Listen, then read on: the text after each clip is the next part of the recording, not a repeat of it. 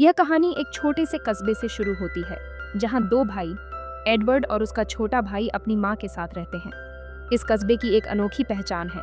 यहाँ के लोग सदियों से एक रहस्यमयी पत्थर, जिसे पारस पत्थर फिलोसोफर्स स्टोन कहा जाता है, बनाने की कोशिश कर रहे हैं। कहा जाता है कि इस पत्थर में इतनी शक्ति होती है कि यह किसी भी धातु को सोने में बदल सकता है और इसमें अद्भुत जादुई शक्तियां भी होती हैं। एडवर्ड और उसका भाई वे लाइब्रेरी से किताबें लाकर अध्ययन करते हैं और खुद से प्रयोग भी करने लगते हैं। एक दिन वे अपनी माँ के लिए एक जादुई खिलौना बनाते हैं और खुशी खुशी उन्हें दिखाने के लिए दौड़ पड़ते हैं। उनकी माँ इसे देखकर बेहद खुश हो जाती हैं और उन्हें गले से लगा लेती हैं। लेकिन किस्मत को कुछ और ही मंजूर था। थोड़ी ही देर में उन्हें दिल का दौरा पड़ जाता है और उनकी मृत्यु हो जाती है। माँ की अचानक हुई मौत से दोनों भाई पूरी तरह टूट जाते हैं।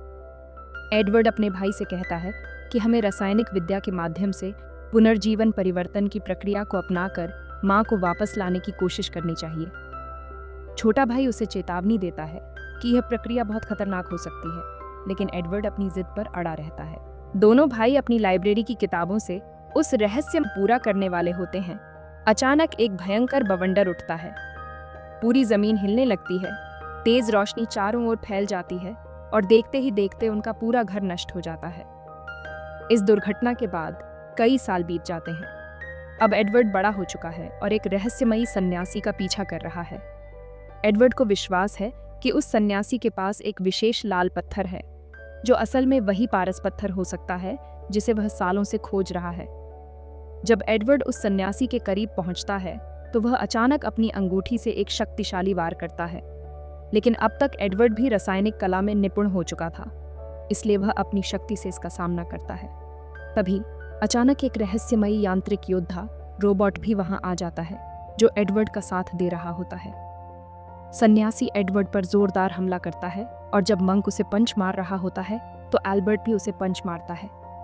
कहानी में हमें पता चलता है कि एल्बर्ट का एक हाथ और एक पैर पूरी तरह से यांत्रिक है। इसी वजह से उसमें अद्भुत ताकत है।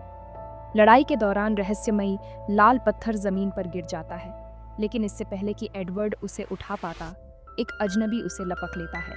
तभी वहां एक यांत्रिक योद्धा आ जाता है, जो पहले भी एडवर्ड की मदद कर चुका था। लेकिन ये सिर्फ कोई रोबोट नहीं, बल्कि एडवर्ड का छोटा भाई ही है। अब सवाल यह उठता है कि उसका भाई एक यांत्रिक शरीर में कैसे बदल गया। उसे इस पारस पत्थर की इतनी जरूरत क्यों है, और एडवर्ड का एक हाथ और एक पैर यांत्रिक अंगों में कैसे बदल गया। ये सब एडवर्ड की जिंदगी के सबसे बड़े सवाल हैं। दूसरी तरफ मोंक को पकड़ लिया जाता है, लेकिन वह किसी तरह खुद को छुड़ाकर भागने में कामयाब हो जाता है। वह एक अंधेरे कमरे में पहुंचता है, जहां पहले से ही 3 गैंगस्टर्स मौजूद होते हैं। पहला योद्धा ग्लूटॉन। अपने नाम की तरह यह हमेशा खाने में व्यस्त रहता है, लेकिन इसकी भूख सामान्य नहीं, बल्कि अजीब और डरावनी है। दूसरी योद्धा लस्ट। यह इनकी नेता है, जिसके पास घातक शक्तियां हैं। तीसरी योद्धा इनवी। यह किसी का भी रूप धारण कर सकती है, जिससे इसे पहचानना लगभग नामुमकिन हो जाता है। इन तीनों ने मोंक को एक खास मिशन के लिए भेजा था, लेकिन जब वह उसे पूरा करने में नाकाम रहता है तो इनवी उसे बेरहमी से मार देती है। इसी बीच हमें एडवर्ड को उसके घर में दिखाया जाता है। वह सोने की कोशिश कर रहा होता है, लेकिन 20 साल पुरानी वह भयावह घटना बार बार उसके दिमाग में घूम रही होती है। वह घटना जब उसने अपने छोटे भाई के साथ मिलकर अपनी मां को वापस लाने की कोशिश की थी। लेकिन जैसे ही उन्होंने प्रक्रिया पूरी की, एक भयानक तूफान आ गया और सब कुछ नष्ट हो गया। उस तूफान के बाद एडवर्ड का छोटा भाई हमेशा के लिए खो गया और उसका खुद का एक पैर कट गया। लेकिन एडवर्ड ने हार नहीं मानी। उसने अपने भाई की आत्मा को वापस लाने के लिए अपनी सारी शक्तियों का इस्तेमाल किया। अपनी इस खोज में एडवर्ड एक रहस्यमयी जगह पर पहुंचता है, जिसे सत्य का द्वार कहा जाता है। यह एक ऐसा स्थान है जहां अनगिनत रहस्य छुपे हुए हैं और यहीं पर परम शक्ति का वास होता है। एडवर्ड सत्य लाने के लिए अपना एक हाथ कुर्बान कर देता है। उसकी आत्मा लौट आती है, लेकिन बिना किसी शरीर के। इसीलिए एडवर्ड उसकी आत्मा को एक यांत्रिक शरीर में बांध देता है। अब उसका भाई हमेशा उसके साथ रहता है, लेकिन वह उसे किसी भी कीमत पर उसका असली शरीर वापस दिलाना चाहता है। इस लक्ष्य को पूरा करने के लिए एडवर्ड को पारस पत्थर की जरूरत होती है। इसी वजह से वह पिछले कई वर्षों से इस रहस्यमयी पत्थर की तलाश कर रहा है। लेकिन यह खोज आसान नहीं, क्योंकि इसे पाने के लिए कई रहस्यों और खतरों का सामना करना पड़ता है। एडवर्ड का अतीत उसे हमेशा परेशान करता है, लेकिन वह अपनी मंजिल की ओर बढ़ता रहता है। अगले दिन कर्नल एल्बर्ट एडवर्ड, उसके छोटे भाई और उनकी बचपन की दोस्त विंड्री को एक ऐसे व्यक्ति के पास ले जाते हैं जो इस पत्थर के बारे में कुछ जानकारी दे सकता है। यह व्यक्ति एक प्रसिद्ध रसायनविद होता है जो पहले सरकार के लिए काम करता था। वह बताता है, मैंने कई अनोखे प्रयोग किए, लेकिन सरकार को मुझ पर भरोसा नहीं था। इसके बाद वह उन्हें एक रहस्यमयी जीव दिखाता है जिसे उसने अपने प्रयोगों से बनाया था। वह आगे कहता है, मेरा सपना है कि मैं अपना खोया हुआ सम्मान फिर से हासिल करूं। एडवर्ड भी उसे अपनी पूरी कहानी बताता है और कहता है, मैं किसी भी कीमत पर पारस पत्थर को पाना चाहता हूं। रसायनविद जवाब देता है, मुझे नहीं पता कि पारस पत्थर अभी कहाँ है, लेकिन मैं तुम्हारी मदद जरूर करूंगा। अगले दिन एडवर्ड और विंड्री एक दूसरे शहर में एक रहस्यमयी डॉक्टर से मिलने जाते हैं जिसे पारस पत्थर के बारे में कुछ जानकारी हो सकती है। लेकिन जब वे उसके घर पहुंचते हैं तो डॉक्टर को लगता है कि वे उस पर हमला करने आए हैं। घबराहट में वह उन पर गोली चला देता है। एडवर्ड अपने बचाव में तेजी से प्रतिक्रिया करता है, जिसके चलते डॉक्टर बेहोश हो जाता है। जब डॉक्टर को होश आता है तो उसे पता चलता है कि एडवर्ड और विंड्री असल में पारस पत्थर की तलाश में यहाँ तक आए हैं। डॉक्टर गंभीरता से कहता है, तुम्हें इस पत्थर की खोज बंद कर देनी चाहिए, ये तुम्हें सिर्फ बर्बादी की ओर ले जाएगा। तभी डॉक्टर को एहसास होता है कि कोई उनकी खिड़की के बाहर छुपा हुआ है। वह तुरंत उस दिशा में गोली चलाता है, लेकिन अगले ही पल एक रहस्यमयी महिला कमरे में आ जाती है। ये कोई और नहीं बल्कि लस्ट होती है, एक रहस्यमयी शक्ति से भरपूर खतरनाक योद्धा जो लंबे समय से एडवर्ड का पीछा कर रही थी। उसने उनकी पूरी बातचीत सुन ली थी। डॉक्टर उसके ऊपर गोलियां चलाता है, लेकिन गोलियों का उस पर कोई असर नहीं होता।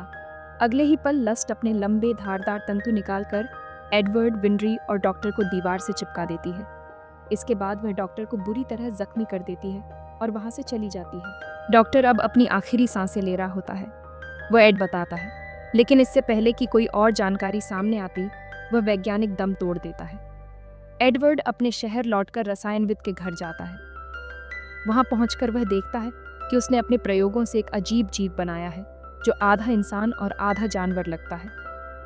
रसायनविद बताता है, ये मेरे शोध का सबसे अनोखा परिणाम है।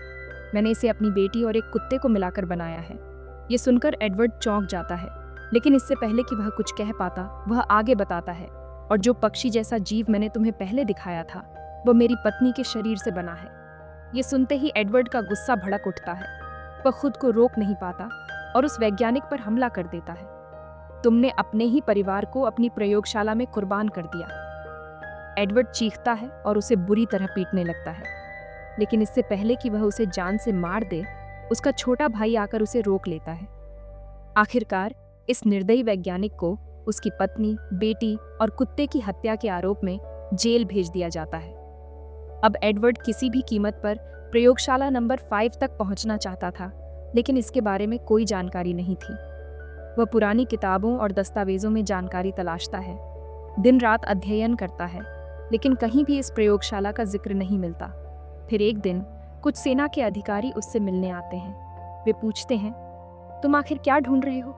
एडवर्ड जवाब देता है, मुझे प्रयोगशाला नंबर 5 का पता चाहिए। जनरल्स आपस में देखते हैं और जवाब देते हैं, प्रयोगशाला नंबर 5 असल में एक पुराना स्टोर रूम था जिसे अब कोई इस्तेमाल नहीं करता। अब एडवर्ड विंड्री के साथ उस जगह पर जाने का फैसला करता है। जनरल को धीरे धीरे शक होने लगता है, लेकिन तभी अचानक लस्ट वहां आ जाती है। उसके लंबे धारदार तंतु हवा में लहराते हैं और वह जनरल पर हमला कर देती है। लेकिन किसी तरह जनरल वहां से बच निकलता है और एक सार्वजनिक टेलीफोन बूथ में पहुंचता है। वह तेजी से अपने वरिष्ठ अधिकारियों को कॉल करने की कोशिश करता है, लेकिन तभी वहां कर्नल की वर्दी पहने कोई व्यक्ति आ जाता है और उस पर गोली चला देता है। पर यह असली कर्नल नहीं था। लस्ट के साथ एनवी भी मौजूद होती है, जिसकी सबसे खतरनाक ताकत यह है कि वह किसी भी इंसान का रूप धारण कर सकती है। जब वह कर्नल का रूप लेकर जनरल की हत्या करती है तो कुछ लोग इसे देख लेते हैं। अब असल कर्नल पर हत्या का आरोप लग जाता है। कर्नल को गिरफ्तार कर लिया जाता है।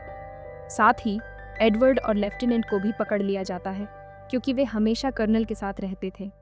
लेफ्टिनेंट एडवर्ड को बताती है, सरकार को शक है कि हम भी कर्नल के साथ इस साजिश में शामिल हैं।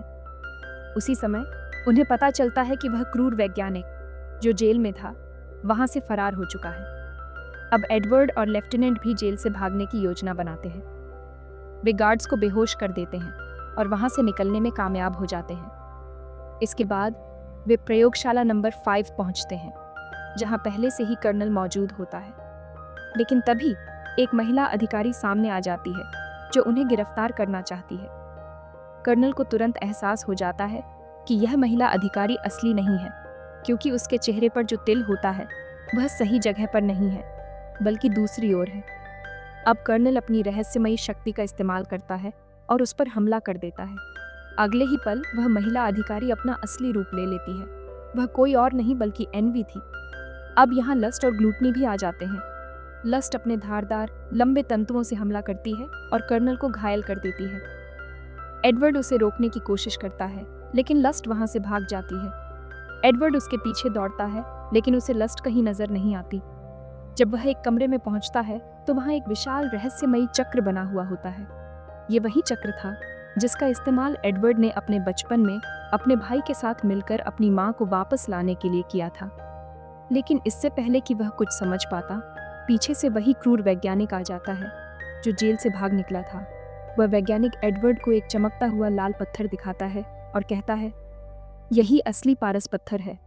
इस जगह पर ऐसे ही पत्थरों को बनाया जाता है। सेना के बड़े अधिकारी, शक्तिशाली नेता और धनवान लोग यहाँ आते हैं और अपने परिवार वालों को वापस लाने के लिए कुछ भी करने को तैयार रहते हैं। लेकिन इसके पीछे की सच्चाई और भी भयानक थी। ये तीनों किसी गुप्त विज्ञान और काले जादू के जरिए बनाए गए हैं। इसका मतलब था कि उनके पास असाधारण शक्तियां हैं और उन्हें हराना आसान नहीं होगा। तभी सेना का सबसे बड़ा अधिकारी वहां पहुंचता है, वही जिसने इस पूरी साजिश को अंजाम दिया था। वह एडवर्ड से कहता है, मैं इस प्रक्रिया के जरिए लस्ट जैसे अनगिनत शक्तिशाली योद्धा तैयार करना चाहता हूं, ताकि हमें कोई हरा न सके। अब सच्चाई पूरी तरह सामने आ चुकी थी। अचानक वह एक बटन दबाता है और पूरी प्रयोगशाला रोशनी से भर जाती है। एडवर्ड जब ऊपर देखता है तो उसकी आंखें फटी की फटी रह जाती हैं। वहां हजारों की तादाद में क्लोन लटके हुए थे, आधे इंसान, आधे मशीन जैसे रोबोटिक जीव। फिर वह अधिकारी एक मशीन का उपयोग करता है और उन सभी क्लोन के शरीर में पारस पत्थर डाल देता है। जैसे ही पारस पत्थर उनके दिल तक पहुंचता है, वे सब के सब जिंदा हो जाते हैं। अधिकारी अपनी जीत का जश्न मनाने ही वाला था कि कुछ ही सेकंड में वे सारे रोबोटिक जीव बेकाबू हो जाते हैं और अपने ही निर्माता को मार देते हैं। अब हालात और भी ज्यादा खतरनाक हो चुके थे। एडवर्ड के सभी साथी भी वहां पहुंच चुके थे। वे उन राक्षसी रोबोट्स से लड़ने लगते हैं, लेकिन उनकी संख्या इतनी ज्यादा थी कि उन्हें हराना नामुमकिन लग रहा था। इसलिए वे सब अपनी जान बचाकर प्रयोगशाला से बाहर निकल जाते हैं। लेकिन बाहर पहुंचते ही वहां लस्ट पहले से ही खड़ी थी। कर्नल अपनी शक्तिशाली ज्वालाओं से लस्ट पर वार करता है, लेकिन जितनी बार वह जलती, उतनी बार वह खुद को फिर से जिंदा कर लेती।